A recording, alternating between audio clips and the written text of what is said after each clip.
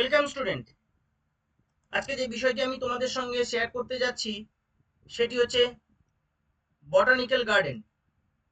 Botanical garden কি এবং botanical গার্ডেনের গুরুত্ব কি, এটি তোমরা যারা ক্লাস 10 এর স্টুডেন্ট, মাধ্যমিক পরীক্ষার্থী, এবং তোমরা যারা উচ্চ মাধ্যমিক পরীক্ষার্থী, তোমাদের উভয়ের জন্য খুব গুরুত্বপূর্ণ। এখান থেকে বিভিন্ন রকমের প্রশ্ন হতে পারে।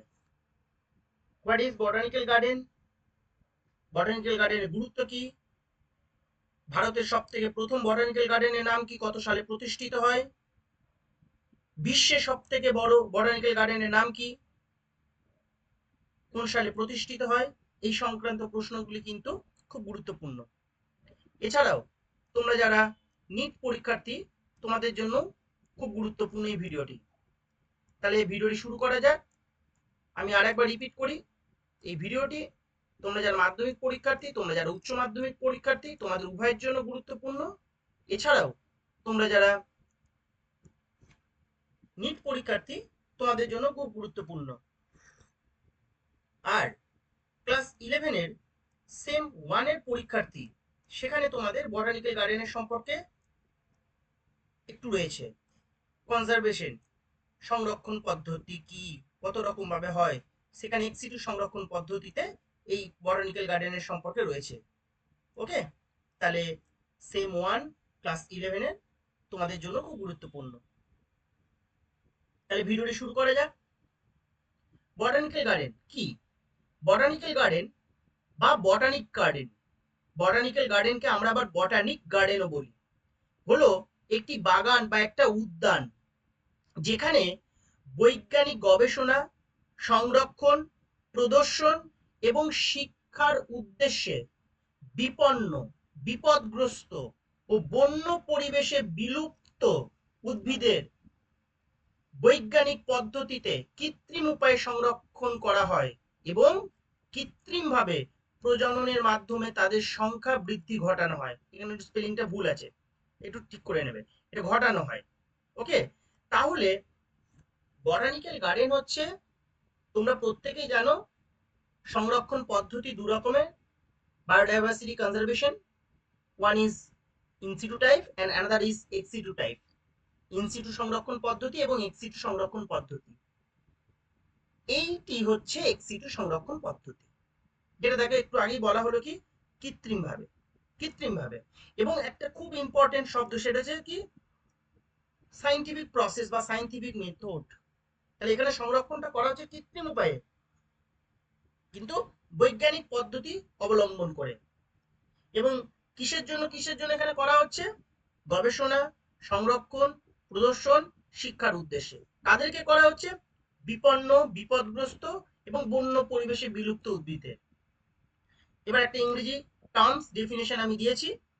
A botanical garden or botanic garden is a garden with documented collection of living plants of living plants for purpose of scientific research, conservation, display and education. It is their mandate as a botanical garden that plants are labeled with their botanical names. Okay, botanical গার্ডেন্সে যে সকল plants গুলি আছে তাদের গায়ে কিন্তু কি থাকে? বটানিক্যাল নেম, মানে সাইন্টিফিক নেম যেটাকে বলি, সেটাকে ডিসপ্লে করা থাকে। ভারতের সব থেকে পুরনো বা প্রথম বটানিক্যাল গার্ডেন কোনটি? আচার্য জগদীশ চন্দ্র বোস ইন্ডিয়ান বটানিক গার্ডেন, যাকে আমরা শর্টে বলি কি, বটানিক গার্ডেন বা বটানিক্যাল গার্ডেন, যেটা শিবপুর, হাওড়া জেলায় অবস্থিত। এবং এটা হচ্ছে oldest in south east Asia. কত সালে তৈরি হয়েছিল? 1787, 1787। ওকে, এই নামটা কিন্তু মনে রাখতে হবে, যাকে আমরা শর্টে বলি এজেসি বোস ইন্ডিয়ান বটানিক গার্ডেন বা আচার্য জগদীশ চন্দ্র বোস ইন্ডিয়ান বটানিক গার্ডেন। আচ্ছা, সব থেকে বিখ্যাত বটানিক্যাল গার্ডেন কোনটি? সব থেকে বিখ্যাত, লার্জেস্ট আমরা বলতে পারি ওয়ার্ল্ডে, সেটা হচ্ছে কি, the royal botanic, the royal botanical botanic garden, the royal botanic garden. Okay, যেটা হচ্ছে কি লন্ডন বা কিউতে অবস্থিত। ওকে, কোথায় অবস্থিত? London, Kew. Okay, royal botanic garden, Kew, London. কত সালে? 1759, 1759। ওকে, আমরা যেটা নেক্সট যে স্লাইডটি রয়েছে এই ভিডিওর, আমরা সেই নেক্সট স্লাইডে আমরা যাচ্ছি। সেটা হচ্ছে কি, বটানিক্যাল গার্ডেনের গুরুত্ব। বটানিক্যাল গার্ডেনের গুরুত্ব কি? নাম্বার ওয়ান, কি এটি এমন একটি জায়গা যেখানে বিপন্ন উদ্ভিদকে সংরক্ষণ করা হয়। আমি প্রথমেই বলে দিয়েছি। এবং সেই সংরক্ষণটা কি প্রকৃতির সংরক্ষণ হবে? এখানে সংরক্ষণটা হচ্ছে কি এক্সিটু সংরক্ষণ পদ্ধতি। তোমরা জানো, একটু আগেই বললাম, একটা হচ্ছে ইনসিটু পদ্ধতি আর একটা হচ্ছে কি এক্সিটু পদ্ধতি। তাহলে এখানে বৈজ্ঞানিক পদ্ধতিতে সংরক্ষণ করা হচ্ছে, সেই সংরক্ষণ পদ্ধতিটাকে আমরা বলছি এক্সিটু সংরক্ষণ পদ্ধতি। দুই, এটি ট্যাক্সোনমিক অধ্যয়ন ও গবেষণার কাজে সহায়তা করে। ট্যাক্সোনমি, প্ল্যান্ট ট্যাক্সোনমি স্টাডি করতে, বিভিন্ন উদ্ভিদের গণ, প্রজাতি, গোত্র ইত্যাদি সম্পর্কে স্টাডি করতে এবং গবেষণা করতে সাহায্য করে। নেক্সট, এটি স্থানীয় এবং বহিরাগত প্রজাতিদের মধ্যে সম্পর্ককে জনসাধারণকে তথ্য সরবরাহ করে। অর্থাৎ আমার লোকাল প্ল্যান্টস এবং বাইরে থেকে যে প্ল্যান্টস গুলোকে আবার ইন্ট্রোডিউস করানো হলো, বহিরাগত এক্সিটু মানে কি অন্য জায়গা থেকে তুলে এনে তো আমি সংরক্ষণ করছি, সেই সকল উদ্ভিদের সম্পর্কে, যে উদ্ভিদগুলো হয়তো এই এলাকার নয়, যে এলাকাতে বটানিক্যাল গার্ডেনটি আছে, বিদেশ থেকেও হতে পারে বা একই দেশের অন্য প্রান্ত থেকে হতে পারে, সেই সকল উদ্ভিদগুলি সম্পর্কে কি জনসাধারণকে বিভিন্ন তথ্য সরবরাহ করে। নেক্সট, বিরল প্রজাতি এবং জেনেটিক বৈচিত্র্য একটি বটানিক্যাল গার্ডেনে সংরক্ষণ এবং প্রচার করে। জিন বৈচিত্র্য, তোমরা জানো জীব বৈচিত্র্য অনেক রকমের হয়, স্পিসিস ডাইভার্সিটি, জেনেটিক ডাইভার্সিটি, এখন ইকোলজিক্যাল ডাইভার্সিটি। তাহলে জেনেটিক বৈচিত্র্য একটি বটানিক্যাল গার্ডেন সংরক্ষণ করা হয় এবং তা প্রচার করা হয়, এবং বিরল প্রজাতিগুলিকেও সংরক্ষণ করা হয়। নেক্সট, বিরল উদ্ভিদের বংশবৃদ্ধি অর্থাৎ প্রজননে, একটু আগেই বলা হলো, প্রথম স্লাইডে বলেছি। তারপরে কি শিক্ষামূলক ভ্রমণ, যারা বটানি স্টুডেন্ট বা যারা বায়োসায়েন্সের স্টুডেন্ট বা নিচু ক্লাসের মাধ্যমিক ক্লাস 8, 9 বিভিন্ন ক্লাসের ছাত্রছাত্রীদেরকে এক্সিটু সংরক্ষণ সম্পর্কে অবগত করার জন্য এবং বিভিন্ন বিরল প্রজাতির উদ্ভিদকে চাক্ষুষ উপলব্ধি করার জন্য বা সামনে থেকে দেখার জন্য এডুকেশনাল ট্যুর করা হয়। সেই এডুকেশনাল ট্যুরে ছাত্রছাত্রীদের বিভিন্ন বটানিক্যাল গার্ডেনে নিয়ে যাওয়া হয়।